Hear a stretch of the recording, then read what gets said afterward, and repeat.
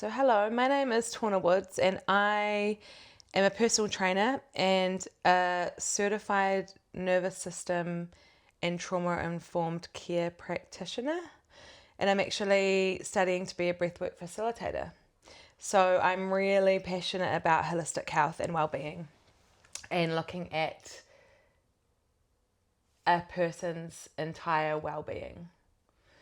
And the reason for that is past experiences that have led me here today.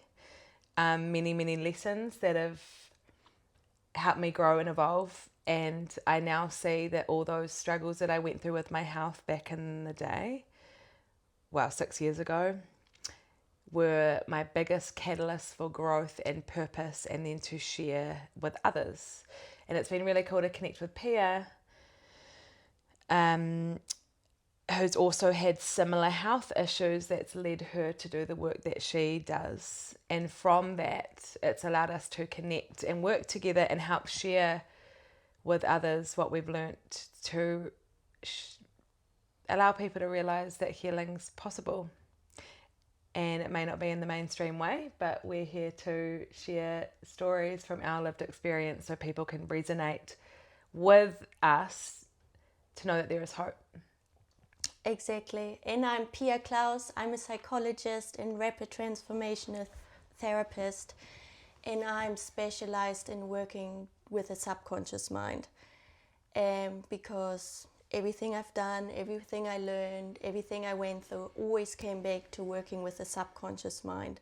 The root cause of all our problems, the root cause of, where all our patterns are in the subconscious mind, our habits, our beliefs, our emotions. Mm-hmm. And Tawna and I keep talking about our patterns and our beliefs and our stories all the time, and lift each other up and remind each other of that's a subconscious pattern I can see here or there. And we give each other sessions, from all the health stuff that we're doing. And we were actually just talking that everything we do comes down to self-limiting beliefs.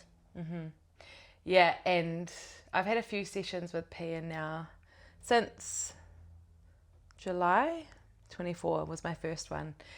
And I was witnessing that I kept repeating the same situations would happen in my life over and over again, just in a different person, place, or thing, for example. And I started to get curious. I was like, why? When there's that feeling of stuckness and you think you've done all the things, and this is what led me to the subconscious mind and trying this out to really tap into that. And I would like to touch on the limiting beliefs around, especially with my work with personal training, for one. That's one part of my work. But noticing people's lack of consistency and motivation.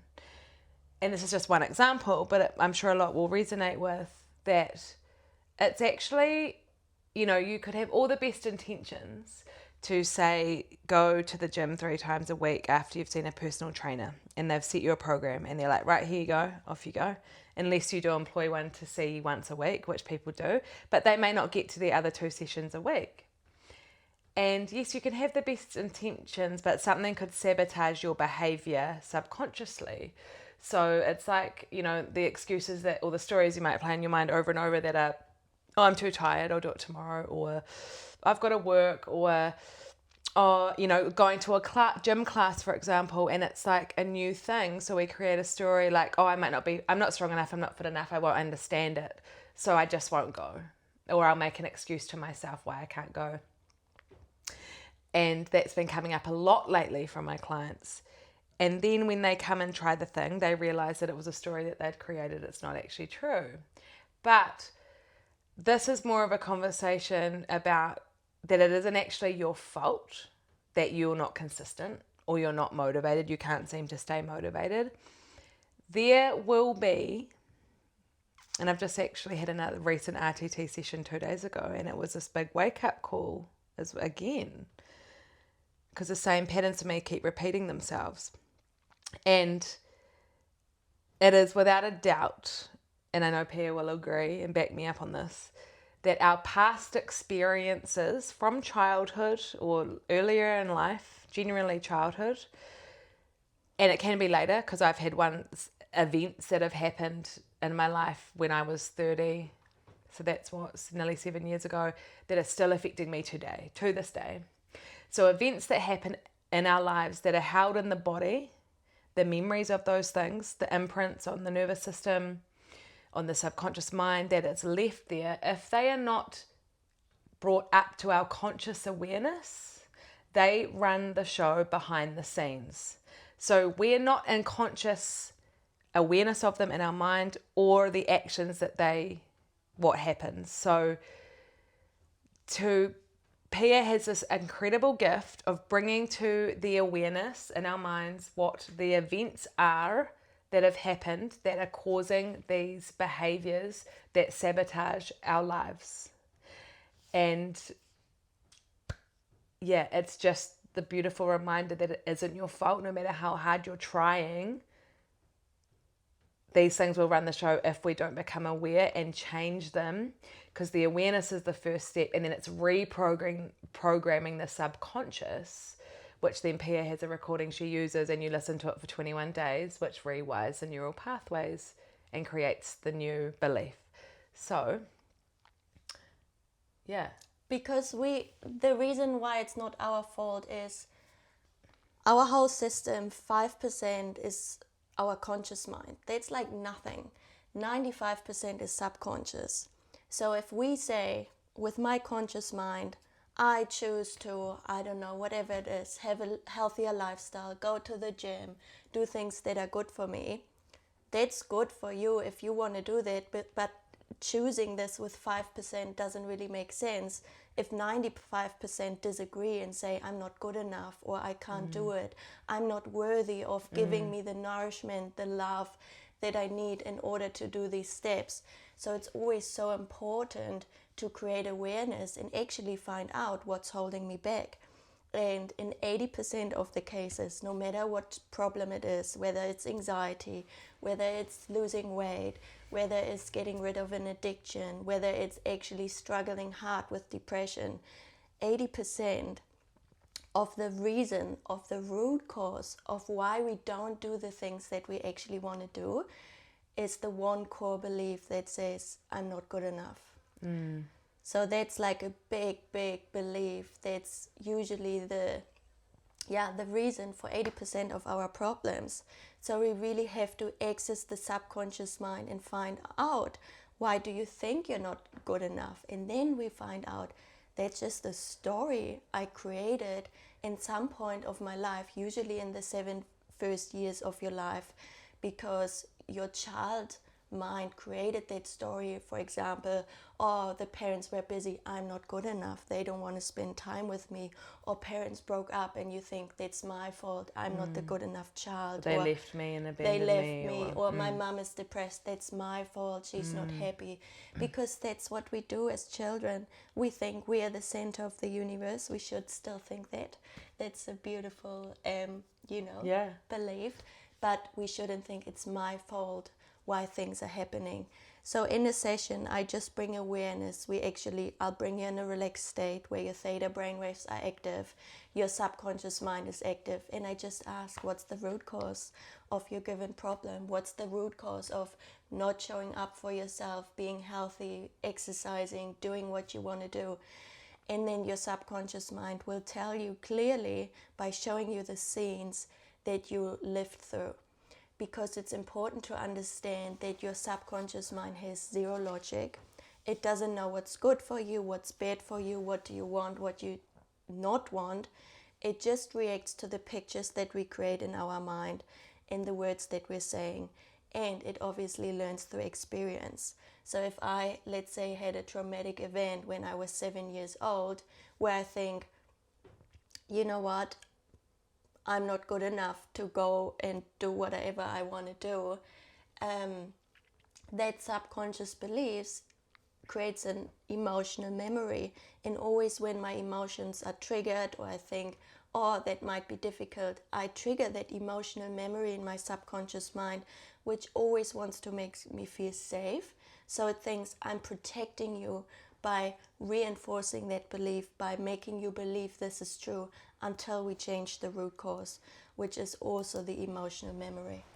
Yeah, and that made me think about if we've got those memories that are still in the body, and essentially in the pain body, right? Like it causes a lot of pain and discomfort. Then if we don't clear it, it creates a lens on the world, how we perceive the world from those experiences. It's clouded.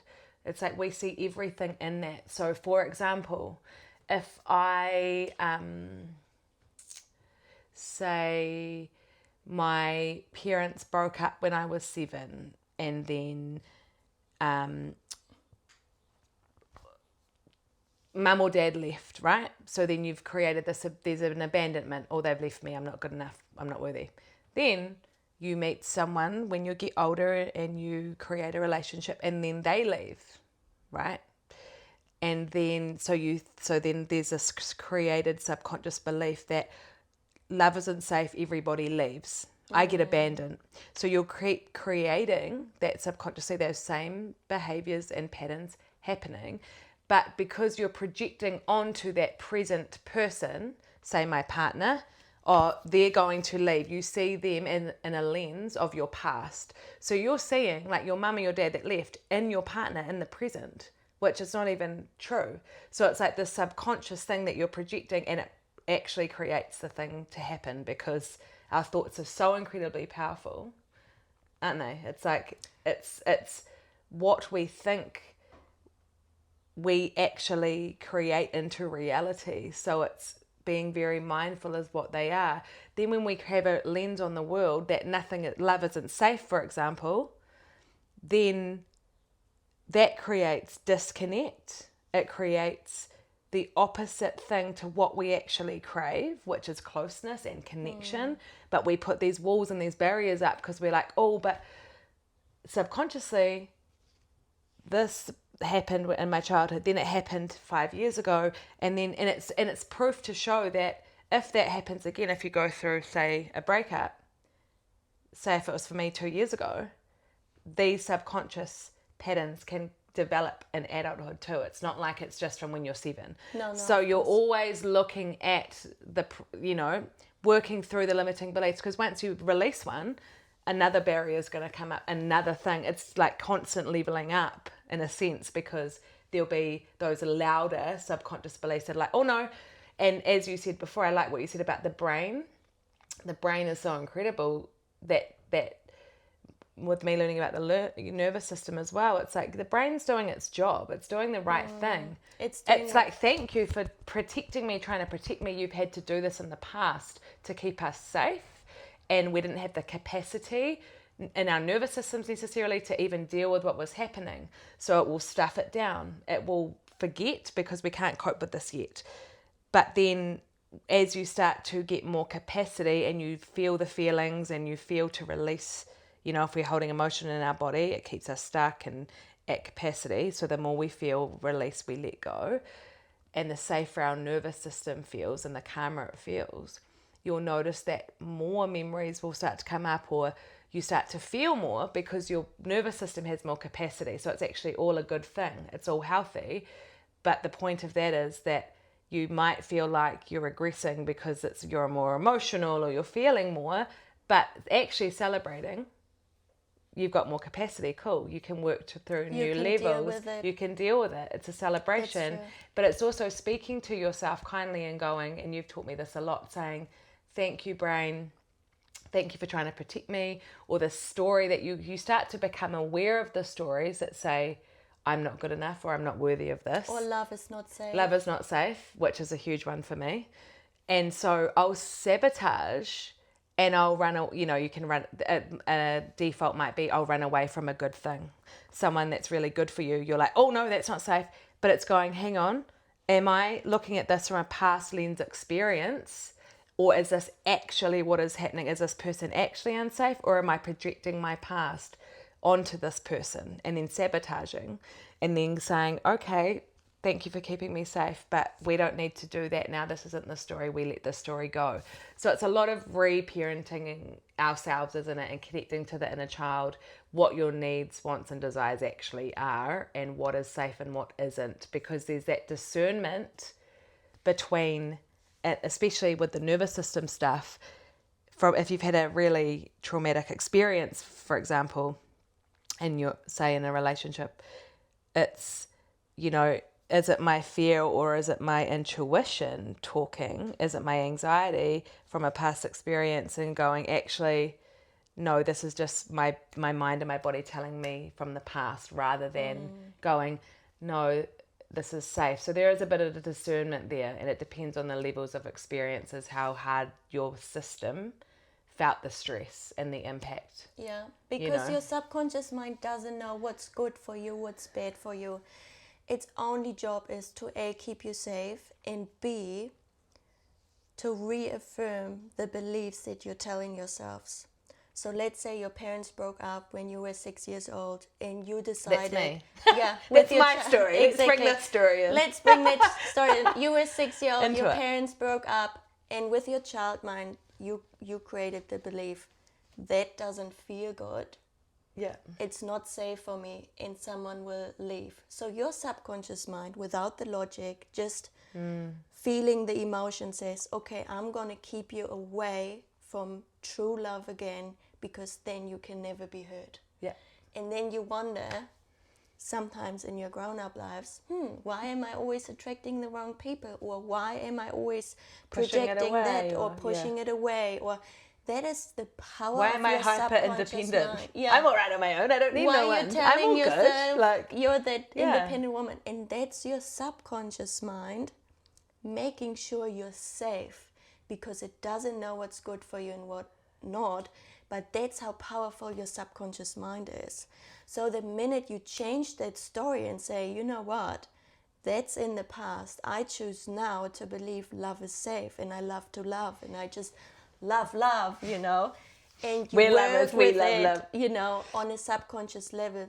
The only thing that means subconscious level is working with repetition. It's not enough to say one time, oh, I choose love now, love over fear. No, you have to do it over and over and over again in a state where you're really conscious, you're really aware, usually in a very relaxed state. That's when your brain waves go into theta. That just means your brain is super suggestible.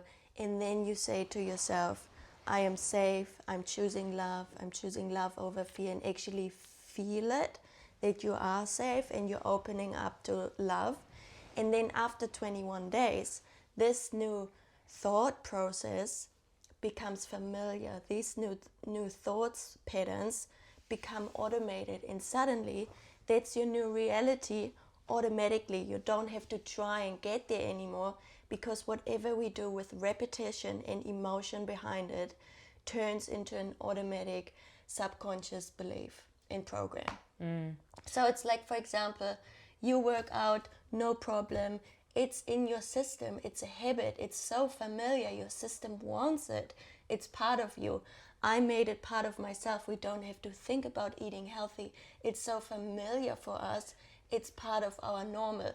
But if I would have to do some paperwork or tax or writing invoices, I'm like procrastinating. Yeah. I'm like, this is so unfamiliar. This is not my thing. And I push it away until I'm like, no, brain, I love it. I choose to do it. I feel so good about myself. It's not easy. And I catch myself procrastinating because I say to my subconscious mind, this doesn't feel good. So it pulls me away, pushes me away from doing what I want to do.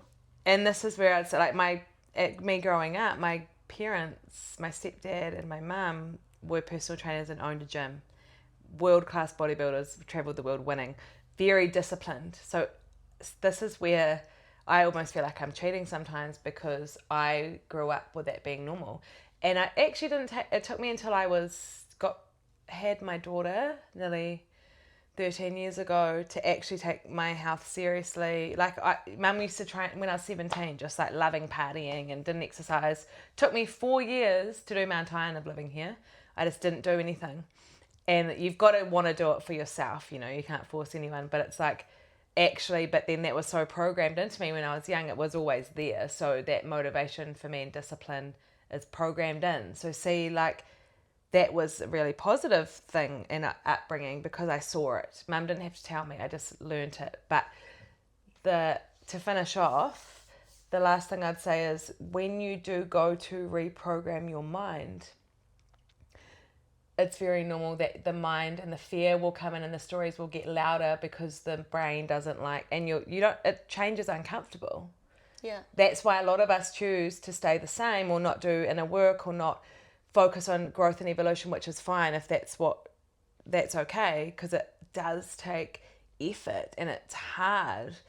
And just being aware of that it gets harder before it gets easier and not to give up. I think for me, a big thing has just been I got so sick of my own bullshit, my own shit, that because it takes two to tango on whatever thing, relationship, whether it be friends, family, lovers, whatever, to get to a point that you are in. It's not like, no, it's not one person's fault or the other person. So it's like, I need to look at myself in the mirror and go, where am I contributing to this pattern? I need to rewire it, but also remembering that you deserve to live a life that you want and you desire, and it takes reprogramming, unlearning, and knowing that it's all possible. But a key thing I'll say too is feeling the emotional charges behind an event. So if we haven't released the emotions behind something, that's still in our bodies, actually feeling. And the cool thing about doing my first session with you is it brought up a lot of emotion for me, but it was really good because I'm like, yes, let's feel it, let's let it go, because it's releasing, right? And the more you do it, the less and less and less there is. And the one I did the other day, nothing came up for me emotionally. I just was like, oh, those are the beliefs that are holding you and back. I was like, wow, cool. The story that we're telling ourselves. And it's true. We can change any program, no matter how long it's running in our subconscious mind. In the first 10 days, you're trying to change. Your subconscious mind is trying everything for you to not change. Because every change is categorized as unknown, unfamiliar. Unsafe. This is not safe for me. Yeah. After 10 days, things become familiar, and suddenly it's just sinking into the subconscious mind. That's why I always say don't give up. I know the first 10 days feel so unfamiliar, so unsafe for your subconscious mind. But after that, it becomes your new normal. It's your new familiar, and suddenly it's not hard anymore. It's part of the pattern, and it's running automatically then, where it takes 21 days. But everything is possible. You can change anything. Doesn't matter how long you've been addicted to something, how long you're running on anxiety, how long you're running on I'm not good enough or on stress levels. You can change anything. And I like what you said about the root cause for 99% probably of people. 80. Oh. Yeah, but still, that's a lot. Just a lot, basically, is that a lot of us are the root cause. It's true. It's like the unworthiness, or notice if something happens to us, we actually make it about ourselves, right? That it's our fault or our thing, like what you said. And it's actually never, biggest lesson I've learned is never to do with me. It's never, like, it's a projection of their own stuff all the time. How people act, how they treat you, what they say, what they do, their reactions to you. Remember, it's a projection of their past experiences that have possibly not been dealt to. And it's, if you trigger them, if you trigger someone, it's triggering their past, it's not being dealt to, it's not you. So that's something nice to take away and remember, like, okay, don't take this personally. It's a projection, it's okay. And then and those triggers are things that we get the gift of healing within ourselves. So then there's no emotional charge, and then you don't get triggered anymore. So it's all a interesting, fun journey. But just remembering that we're all worthy and good enough to, live the life that we desire and that we want, free from these limiting beliefs. And we can create whatever we want. And, we are the creator of our lives. We are the writer of our script. We're just not aware of it. And we write it as we go. And we're just going to chat about these things because we want to empower you guys to empower yourselves, that you can change, that you can create whatever you want, and just to remind you that your power is always within. And that's what it is. It's taking your power back. Yeah. Empower yourself. You have all the answers within. People can guide us along the way, of course, but ultimately it's us. It's us that knows the answers, us that has to take action, us that has the power. So excited to have these conversations. Yeah, you got this. Yeah. Okay.